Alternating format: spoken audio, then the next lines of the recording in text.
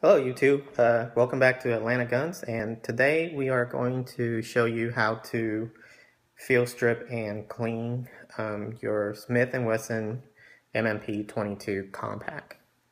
So let's get started. Now this is my M&P 22 compact. As you can see, I got this ginormous red dot scope on it. I have it on there for competition shooting so I can, acquire the sights faster with the red dot open sight. It's actually a joy to shoot this gun. But in order for me to field strip this gun, I'll have to take this sight off. So let's get started with that. So I'm just going to use this hex key to basically release these two things here. So that's one.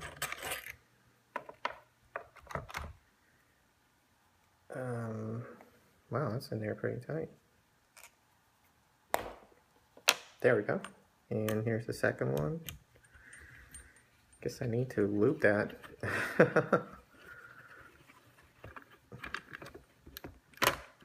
And the whole thing just pops off there. So I'm not going to mess with that now because that's not what you need to know to break down the gun. So first things first, I'm going to drop the magazine, show that the chamber is empty.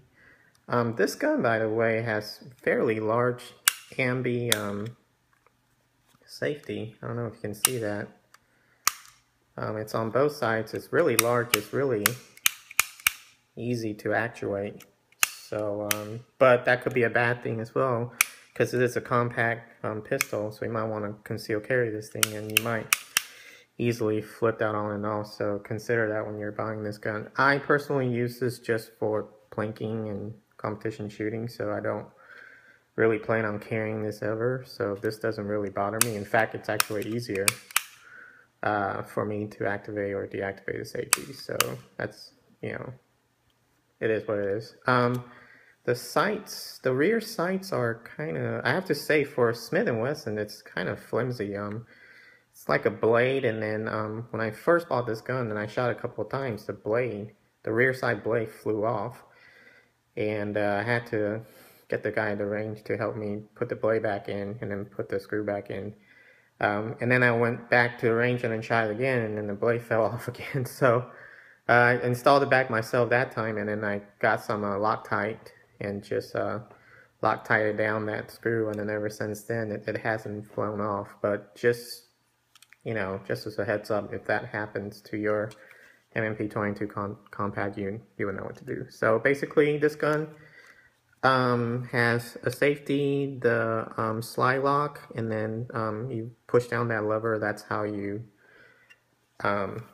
release the slide. So basically I'm going to lock the slide back first. So I'm just going to pull the slide back and then just push up that middle button, and then this lever, you just push it down like that, and then you release the slide. When you're releasing the slide, hold on to the slide when you pull all the way back, and then pull it up. So like that, and that's how the top slide comes off. So it's a little bit different from, say, M&P Shield, where you fire and then it just comes off. This one, it's different. It's actually easier. You don't have to fire.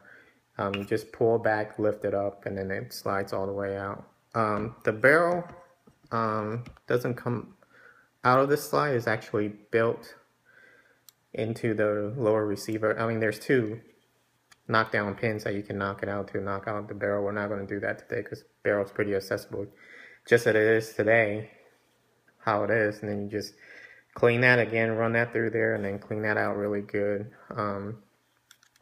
Maybe you run some lube down there to, get everything lubed up down there, and then clean everything here. The slide, there's not much to it. I mean, the barrel already came out, and this spring already came out by itself, so as I pulled it out. So you just, again, run that in there, clean that real good. And then this spring here, just kind of clean that. It doesn't, I mean, this is self-explanatory. You don't really have to do much cleaning here. In fact, it's very clean, and I've shot like gosh, over 1,000 rounds to this thing. So actually that's pretty cool that it's clean like that. And this gun comes with a 10 round magazine. That's all you can do with it. There are some people that are selling modifications out there. You have to you know, swap out parts inside the magazine, and I think it could go up to like 15 or 14 rounds, something like that. But 10 rounds serves me okay. As long as you're using fairly decent ammo, you're fine, because we all know that 22 ammo can be finicky in certain you know, 22 pistols. I know for me personally, my own experience is that CCI's mini mags always work really well with this firearm, so I kind of just stick to that. I know there's like a white box Federal Auto Match. That one works pretty well for me too, but others have not had any luck with that one. So anyways, to put the gun back together, basically what you do is you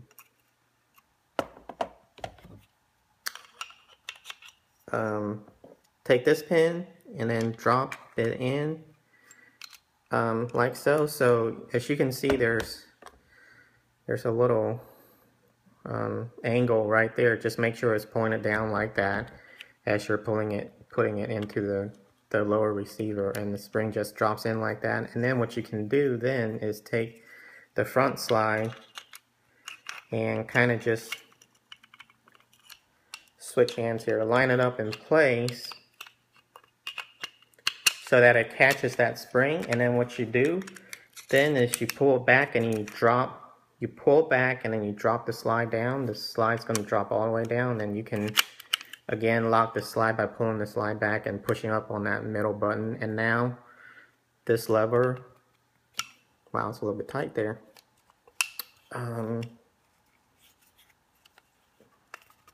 Oh, I know why. This lever, for some reason, will not release. Oh, I know what I did wrong there. Sorry about that. I did not have the slide all the way down on the lower, so that was my fault there. I didn't double check that. So again, pull up on the slide and make sure it's got a good like marriage with the lower. As you can see, there's no additional gaps here now, so that's good. Again, you can pull the slide back and you should be able to then, yeah, pull that lever up. I just didn't have it completely married with the lower receiver, so that was my bad. I haven't actually had to break down and clean this gun for a while, because I've always had that sight on there, that open dot sight, for over a year, so I haven't had much practice. Probably should have practiced before I made this video, but hey, I mean, who cares, you know? It is what it is. We learn as we go, right? So basically, drop the slide back and you're good to go. Now, this firearm has a magazine disconnect, which means you cannot fire it without a magazine in there, and there are rounds in here, so I'm just going to take all these rounds out so that I have an empty magazine right here, and then I'm going to load the magazine in, and now just double check there's nothing in the chamber. Now you can fire. They do say that don't dry fire with this weapon too many times, so I'm not going to do that too many times. Also, this gun has a magazine lock open if you're on your last round, so as you can see here. So you have to drop the magazine down and then pop it back in place if you want to test fire functionality. So looks like the gun is in working condition, so I'm going to put my sight, red dot sight, back on, and then I'll see you next time. Thank you for watching.